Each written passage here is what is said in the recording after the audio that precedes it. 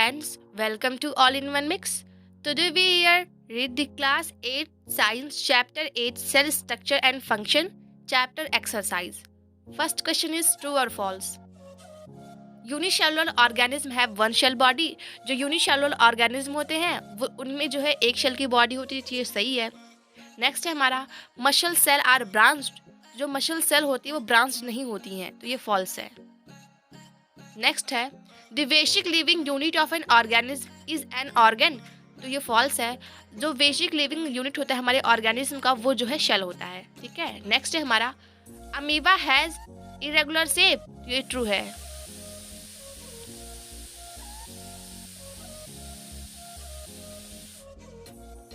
Question number 2 देखते हैं.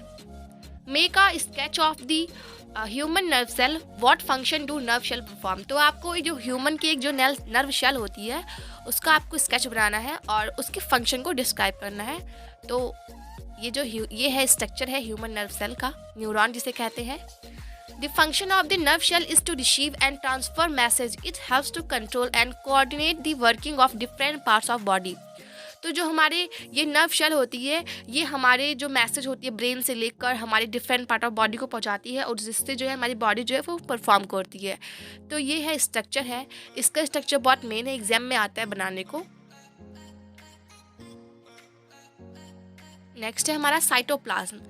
तो cytoplasm is a jelly like substance between the nucleus and the cell membrane. तो जो साइटोप्लाज्म होता है वो एक जेली लाइक स्ट्रक्चर होता है जो हमारे न्यूक्लियस और सेल मेम्ब्रेन के बीच में प्रेजेंट होता है. Nucleus of cell. It is an important component of cell. It is located at the centre of the cell. It contain genetic material. तो जो न्यूक्लियस होता है ये जो है हमारे शेल के सेंटर में होता है और इसमें जो है जेनेटिक मटेरियल जो होते हैं वो प्रेजेंट होते हैं. नेक्स्ट है हमारे फोर्थ है which part of the cell contain organelles. तो वो है आंसर साइटोप्लाज्म. फिफ्थ क्वेश्चन है make sketches of plant cell and animal cell. State three difference between them. तो ये स्ट्रक्चर देख लीजिए आप सब. एक है प्लांट शेल का, एक है एनिमल शेल का.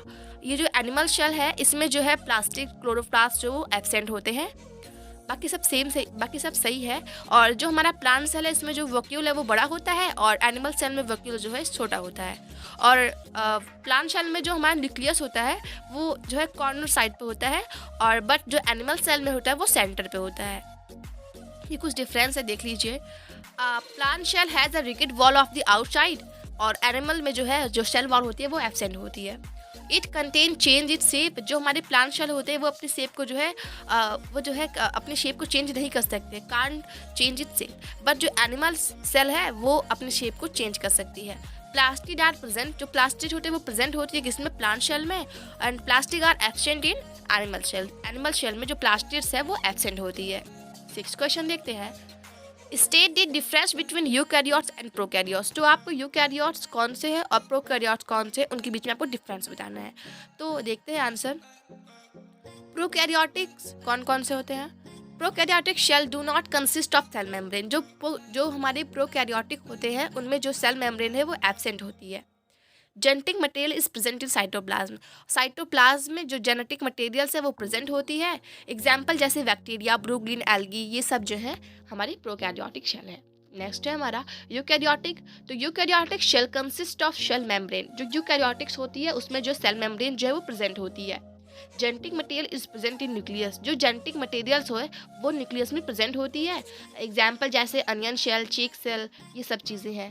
7th क्वेश्चन है where are chromosome found in a cell. State their function. जो क्रोमोजोम होता है वो शेल में कहाँ पर प्रेजेंट होता है, आपको उसके फंक्शन को वेरीफाई करना है, स्टेट करना है, उनको जो है बताना है. तो chromosome are found in nucleus of a cell. जो क्रोमोजोम होता है ये न्यूक्लियस शेल के न्यूक्लियस में पाया जाता है. फंक्शन क्या है क्रोमोजोम के. These carry genes and help to transfer character from the parents to the offspring.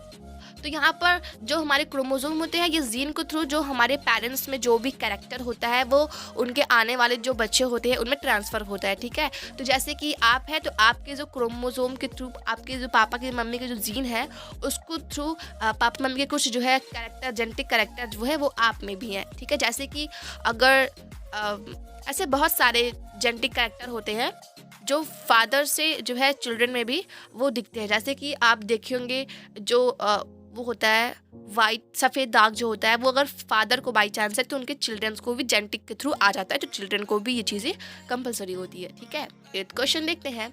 Shells are the basic structural unit of living organism is explain. तो यहाँ पर जो शेल होता है ये हमारे लिविंग ऑर्गेनिज्म का एक बेसिक स्ट्रक्चरल यूनिट होता है। ठीक है, वो आपको एक्सप्लेन करना है।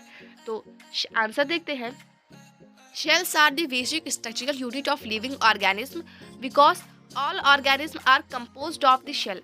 The shell are the building block of life, the smallest functional unit of any part in a shell. जो shell होता है ये किसी भी living organism का एक basic structural unit होता है और जिसके थ्रू हमारी जो बॉडी होती है वो बनती है। ठीक है, हमारी माउथ है तो उसमें कितनी सारी 1000 लैक्स जो है उसमें शेल है। तो जो शेल होती है जैसे कि एक ईट को जोड़ जोड़ के हम सब घर बनाते हैं, ऐसे ही सेल को जोड़ जोड़ कर हमारी बॉडी बनी है। ठीक है, तो ये हमारे बॉडी पार्ट का एक फंक्शनल यूनिट, सबसे छोटी फंक्शनल यूनिट है। ठीक है, वो शेल है। 9th क्वेश्चन देखते हैं। Explain why chloroplast are found only in plant cell. तो आपको एक्सप्लेन करना है, बताना है जो क्लोरोप्लास्ट है वो केवल प्लांट शेल में ही क्यों पाया जाता है। आंसर देखते हैं। Chloroplast are found in plant shell only because chloroplast contain chlorophyll which is essential for photosynthesis। जो क्लोरोप्लास्ट है वो केवल प्लांट शेल में पाया जाता है क्योंकि जो क्लोरोप्लास्ट है उसमें क्लोरोफिल प्रेजेंट होता है और वो जो क्लोरोफिल है उसकी हेल्प से जो लीव्स है वो जो है फूड बनाती हैं प्लांट्स के लिए। ठीक है, तो फोटोसिंथेसिस प्रोसेस के through chlorophyll trap sunlight and use it to prepare food for plant by the process of photosynthesis. तो यहाँ पर जो क्लोरोफिल है ये सनलाइट को जो है एब्जॉर्ब करती है और लीव्स की हेल्प करती है फूड को प्रिपेयर करने में। और 10th क्वेश्चन आप टेक्स्ट बुक में सॉल्व कर लीजिएगा। So friend, thank you for watching this and don't forget to like and share the video.